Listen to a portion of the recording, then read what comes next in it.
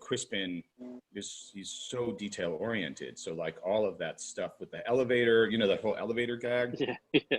Like we practiced that in his, like we went into his trailer and we like, set up a little thing with tape, and like he wanted to rehearse pretty much every aspect of that before we built the machine, so that the crazy engineering we had to do on the day, obviously we built this elevator that could move and stop within within a millimeter, because he was in this box, right, that was moving up and down on a stage with a giant, like hydraulic piston or something, and pulleys. There was a whole thing, right? So it was like, had to be incredibly safe. So not only that could have been quite a story.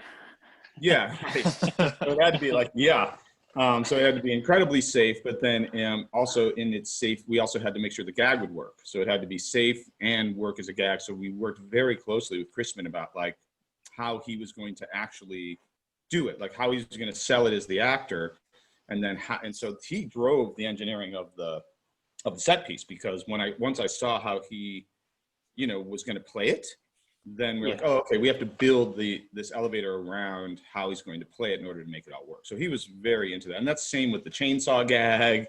Like he was super into the gags. Like the funniest thing he said to me, it's not exactly funny, but it was just so correct. When he gets his arm cut off, finally by the plow, first take, he doesn't scream at all. Like he doesn't like scream. And I went over to him, like, don't you think if you got cut, by your arm, wouldn't you like have some? And he said to me, he's like, no, I don't think so. I mean, he's like, I would be so stunned. He's like, I would be so absolutely like in shock that, and which it was just funny because it's so Saving Private Ryan. That shot where the guy's running with his arm. He's like, not only that's how I think I should play it, so that it's not suddenly becomes like a screaming blood gag, but then secondly, it's going to be funnier. And it was, and like when you're working with an actor who's that good and that thoughtful and that smart, it's just like, oh yes, that's right. That's exactly right. Like that's exactly how he should play it. And when you see it, he's just, when you're working with actors that good, like your instinct, like, oh, wouldn't it be this way? And then he had a really specific take. He could have said to me, when I went up to him, he said, oh yeah, I should probably scream. And that would have been that, right? Like he's like, oh yeah, I should probably scream if I'm da-da-da-da.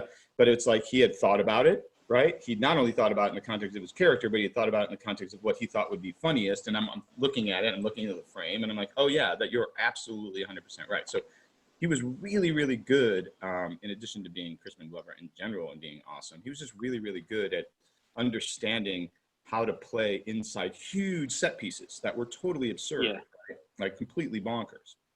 And he just always had a really thoughtful point of view on it. And one that worked, obviously.